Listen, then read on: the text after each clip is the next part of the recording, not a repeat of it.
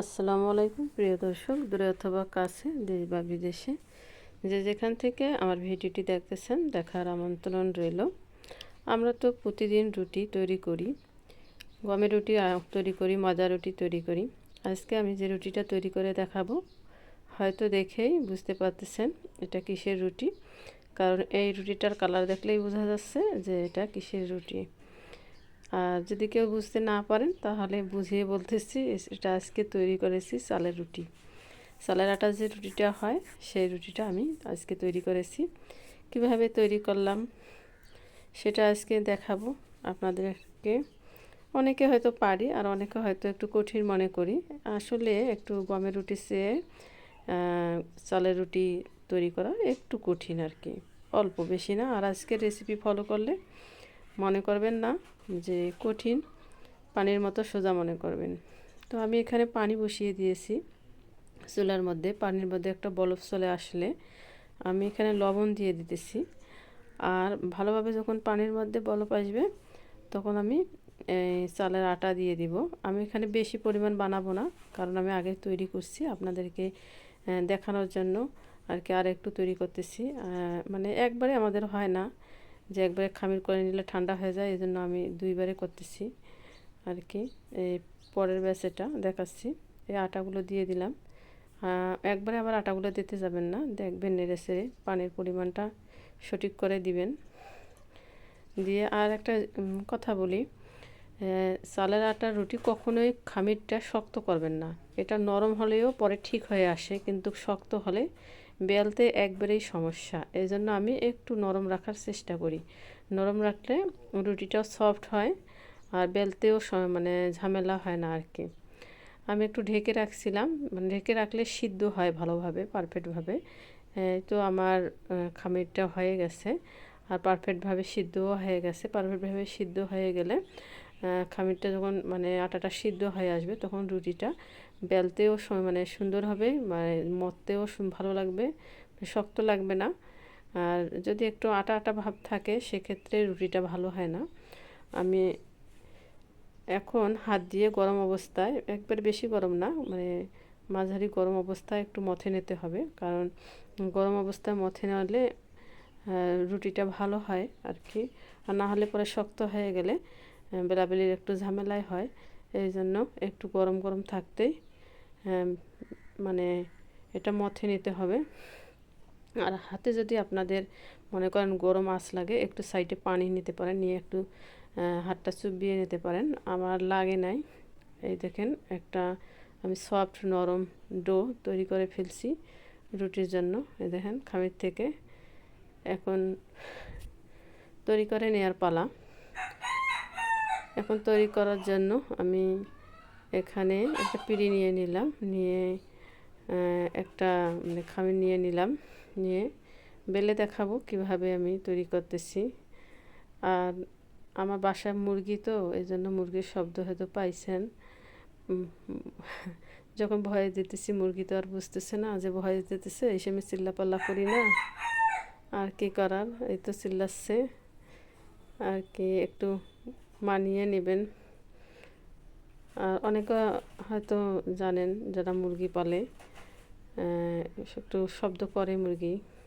তো এখন আমার ওই রুটির খামিরটা বেলে নাম মথে নেওয়া হয়ে গেল। এখন আমি বেলে নিতেছি, দেখতে পাচ্ছেন কিভাবে আর কত সুন্দরভাবে রুটিটা বাড়তেছে আমার, মানে বেলা মাত্র। আর এটা শক্ত হয়ে আসলে এইভাবে কিন্তু বেললে বাড়ে না, এটা মানে ছোট হয়ে আসে।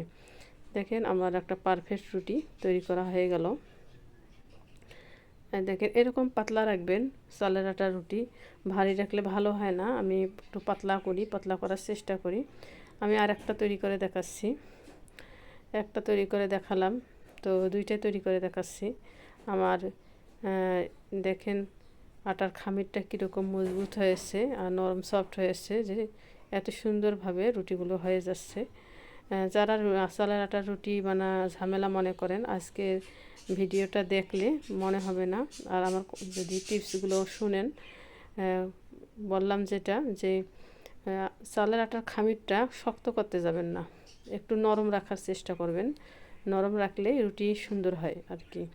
আর সুন্দরভাবে মথে নিতে হয় এটা। মানে মথে নেওয়ার উপরও রুটিটা মানে নির্ভর করে ভালো হওয়া।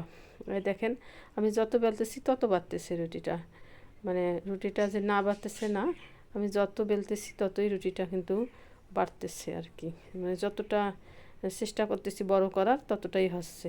এই তো আমার রুটিগুলো অফ ক্যামেরায় আমি সবগুলো বেলে নিলাম। বলছি আমি যে আরও অফ ক্যামেরায় অনেকগুলো রুটি তৈরি করে নিচ্ছি, ওগুলো তো দেখানো সম্ভব না, এই জন্য এগুলো এই কয়েকটা দেখালাম আপনাদেরকে। একটা হোক দুটো হোক দেখালেই যে শিখে যায়, সমস্যা নেই এটাই, যে এতগুলো বানাইলাম এতগুলো তো আর দেখানো সম্ভব না। তো আমি এখন ভেজে নিব রুটিগুলো, কিভাবে ভাজতেছি দেখেন। একটা পেন বসায় দিছি, দিয়ে পেনটা গরম হয়ে আসলেই আমি রুটিগুলো ভেজে নেব। আর একটা কথা খেয়াল রাখবেন, মানে গমের রুটি যে চালের রুটি মানে অল্প সময়ে হয়, আর একটা কি এটা একটু পুড়ে ফেলা যায় না, মানে দেয়া মাত্র কয়েক সেকেন্ডের মধ্যে একটা মানে উল্টা দিতে হয়, দেখেন মানে ঘুরিয়ে দিতে হয়, আমাদের এদিকে উল্টিয়ে বলে, আমি উল্টিয়ে বলছি, সরি, ঘুরিয়ে দিতে হয় কয়েক সেকেন্ডের মধ্যে। আর মাত্র 1 মিনিট লাগে একটা রুটি, 1 মিনিটও তো কম লাগে অনেক সময় চালের একটা রুটি। আর দেখেন রুটিটা যখন ঘুরে দিলাম তখন ফুলে উঠলো রুটিটা। ক্যামেরা দূর থেকে হয়তো ক্যামেরায় একটু বোঝা কম যাচ্ছে, কিন্তু আমি দেখতে পাচ্ছি, দেখেন রুটিটা কত সুন্দরভাবে ফুলে গেছে। আমি এভাবে আর একটা ভেজে নিচ্ছি, এই দুটো ভেজে দেখাবো আপনাদেরকে, আর বেশি দেখাবো না রুটি ভাজা। এইভাবে মানে একটা দুটো দেখলেই হয়ে যায় কিভাবে রুটি ভাজলাম। একবার দেই, দিয়ে কয়েক সেকেন্ডের মাথা একটু ঘুরিয়ে দেই, দিয়ে আর একটু মানে বেশ কিছুক্ষণ রেখে আর একটা ঘোরান দিতে হয় আর কি। তা এই অবস্থায় কিন্তু রুটিগুলো ফুলে ফুলে আসে। যখন 3 নম্বর ঘোরানটা দেওয়া হয় তখন কিন্তু রুটি একদম ফুলে ওঠে। তো এইভাবে আমি রুটিগুলো ভেজে নিতেছি। তো আমার রুটি ভাজতে ভাজতে যে কথাগুলো বললাম একটু খেয়াল রাখবেন, যে ভালো করে পানি ফুটিয়ে তারপর খামিরটা করতে হয়, আর খামিরটা একটু নরম করে করতে হয়, এটা কোনো ক্রমেই শক্ত করা যায় না। আর একটু গরম থাকতে থাকতেই মথে নিতে হয়, তাহলে চালের আটার রুটি পারফেক্ট করা সম্ভব। আর এই খামিরটা বেশিক্ষণ রেখে বেলা যায় না, মানে খামির করার পরেই বেলা শুরু করা যায়, মানে মানে গমের যেটা একটু রেখে করলে ভালো হয় সেটা না, এটা রাখা যায় না। তো অফ ক্যামেরায় আমি রুটিগুলো ভেজে নিলাম, আর এটা আমি পরিবেশন করব গরুর মাংসের সঙ্গে, যে কোনো মাংসের সঙ্গে পরিবেশন করা যায়।